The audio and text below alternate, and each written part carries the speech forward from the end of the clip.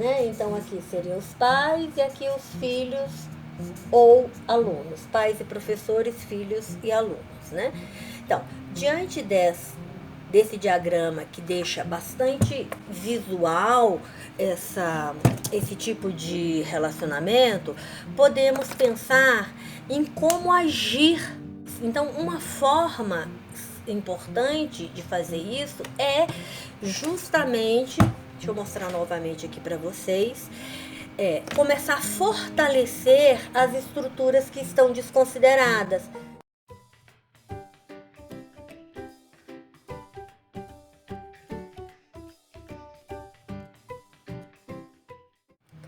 Olá, eu sou a Marília Pereira. Estou aqui novamente para dar continuidade às nossas conversas a respeito de relacionamentos entre pais e filhos, alunos e professores. E hoje quero falar um pouco sobre os relacionamentos disfuncionais ou tóxicos que são estabelecidos entre as pessoas.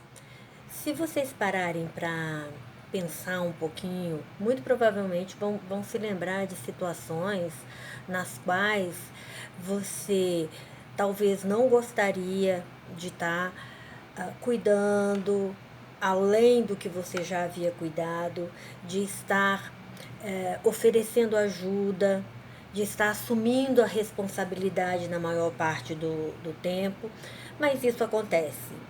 Acaba que você diz que quer que seu filho seja responsável, assuma as responsabilidades da vida dele, aquelas que ele já tem condições de assumir, mas ele não assume, né? Esses relacionamentos ocorrem porque nós temos partes da nossa personalidade que a gente desconsidera, desqualifica e acabamos atuando nos nossos relacionamentos com partes apenas da nossa capacidade de orientar, de pensar e resolver problemas e de sentir o que cada um sente em cada situação que vive, sentir as suas próprias emoções e compreender também as emoções das outras pessoas que estão nesse relacionamento, né? A gente consegue enxergar isso bastante quando precisa se resolver alguma situação, algum problema, e o filho espera sempre que os pais façam por ele. Os pais, em contrapartida, também já estão muito envolvidos nessa dinâmica e eles acabam por resolver. Na escola, de uma maneira também semelhante, né? O professor, a coordenação espera que os adolescentes estejam mais envolvidos em todo o processo de aprendizagem, mas os alunos estão numa posição mais passiva, mais submissa, esperando que a escola e que o professor faça por eles, né? Então, desta forma, cada um está usando apenas parte da sua estrutura de personalidade, das suas habilidades e das suas capacidades. A gente pode pensar em olhar isso de uma maneira mais objetiva e mais prática, pensando na estrutura de personalidade de acordo com a análise transacional. Como nós já falamos anteriormente em outras conversas, a personalidade, à luz da análise transacional, ela é definida em termos de estados do ego, que são pai, adulto e criança. Neste caso, aqui, quando acontece um relacionamento disfuncional e que a gente chama de relacionamentos simbióticos, ocorre uma simbiose quando uma dessas partes aqui é desconsiderada, é desqualificada. E esse indivíduo atua e funciona no mundo com apenas uma parte dessas capacidades, né? O outro indivíduo, da mesma forma, tem aqui sua estrutura. Pai são as normas, valores, código de ética, as normas sociais, né? Tudo que você aprendeu. Aqui é o contato com a realidade para identificar problemas, identificar as situações e resolver esses problemas. E aqui na criança está nosso mundo interno. Então, o que acontece nos relacionamentos disfuncionais? Mostrando de uma forma mais prática e concreta, a gente pode fazer essa observação dos relacionamentos disfuncionais, também chamados pela análise transacional de relacionamentos simbióticos, que a gente pode diagramar da seguinte forma. Neste caso, né? São pai, adulto e criança. Normas, valores, estrutura de código de ética, a cultura, tudo que o certo e errado, os julgamentos. Aqui o contato objetivo com a realidade, que é o adulto, a capacidade de fazer cálculo de probabilidades, de identificar as situações, processar os dados e resolver problemas. Aqui está nosso mundo interno, nossas necessidades de afeto, de amor, de diversão. E quando a gente pensa em simbiose e relacionamento simbiótico, significa que esse indivíduo aqui está desconsiderando uma dessas partes, uma das suas capacidades e das suas habilidades. O outro na relação, que pode ser seu filho, seu aluno, que também tem essa estrutura, também desconsidera uma dessas partes da sua personalidade. Normalmente o que ocorre é, esse indivíduo aqui é mais protetor, cuidador, orientador, que estabelece regras, o que pode, o que não pode, que diz não, que pensa, raciocina e resolve problemas. E tem pouca atuação aqui na sua estrutura de necessidades internas, de necessidades também relacionais, né? E como se desconsiderasse e não atuasse com essa estrutura.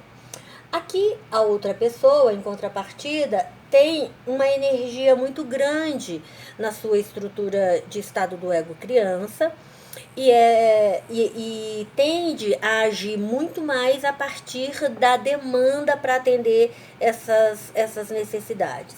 E aqui tem pouca energia e é como se desconsiderasse mesmo.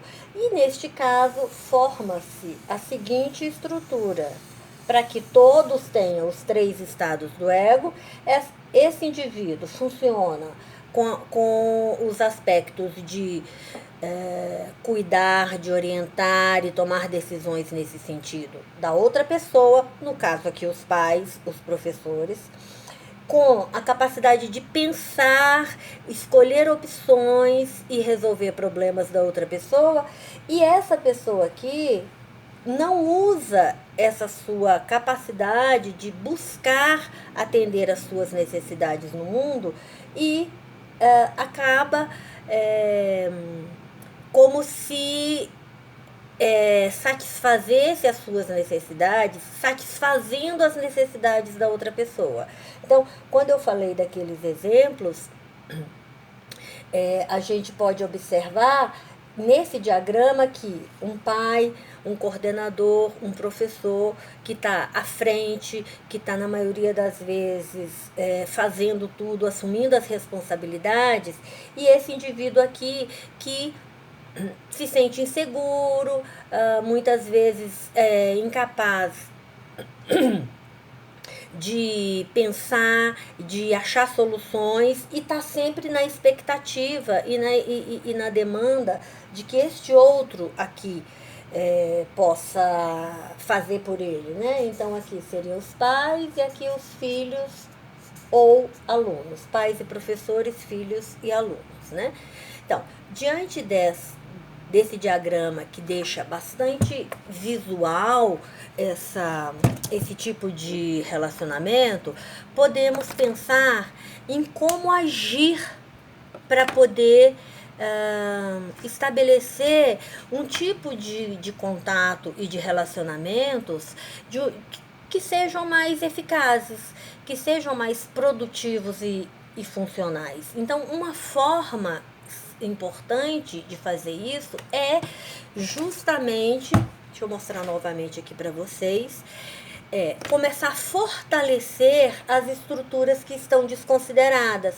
Então, este indivíduo aqui, ao invés de fazer pelo outro a maior parte das vezes, ou de ser aquela pessoa que está a maior parte do tempo dizendo que está errado, que não é daquele jeito, que precisa ser de outra forma, que o certo é assim ou assado, ele estimular esse outro aqui na relação a pensar, a buscar opções.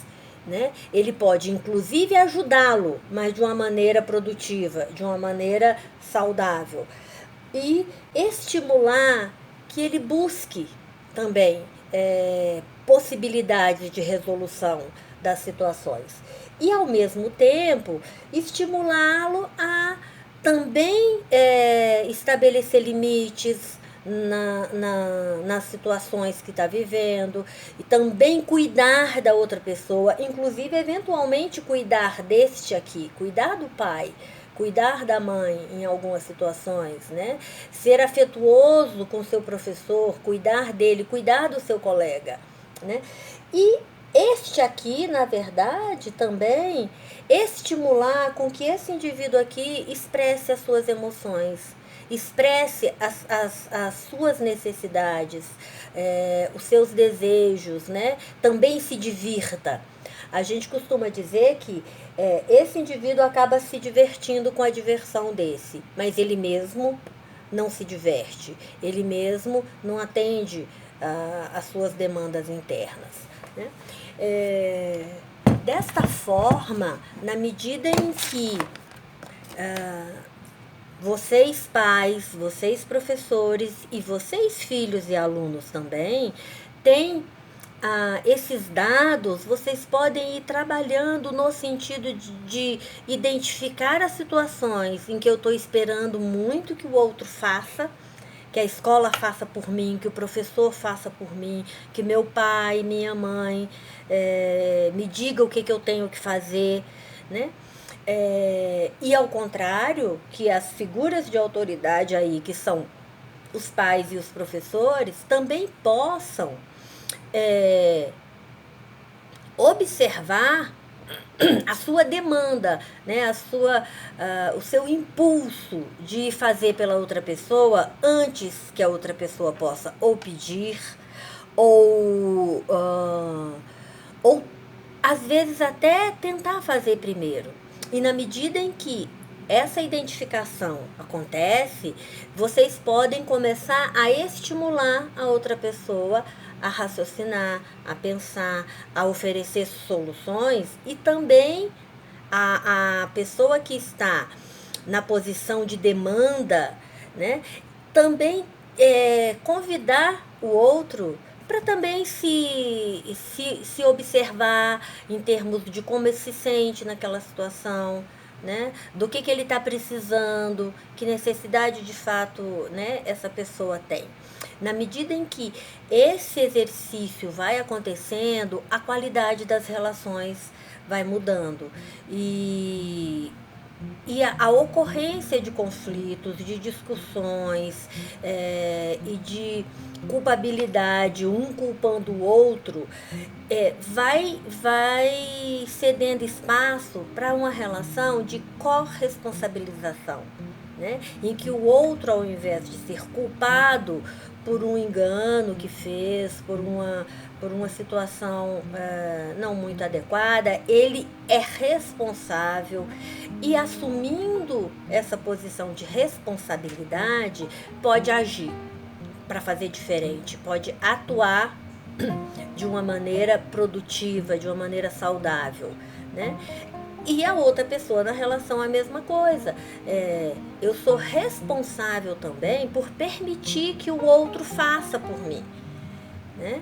Então não é a minha culpa ou não é a culpa da outra pessoa. É a responsabilização de ambas as partes para produzir uma estrutura de relacionamento que seja não só produtiva, mas muito mais agradável, satisfatória, né?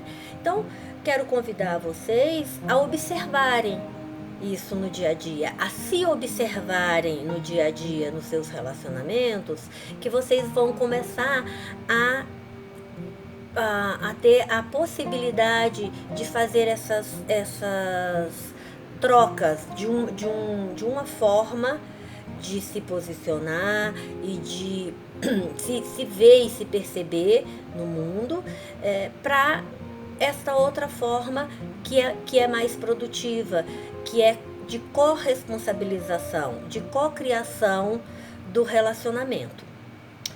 Ok, espero que tenham aproveitado e que vocês possam seguir se observando e buscando praticar.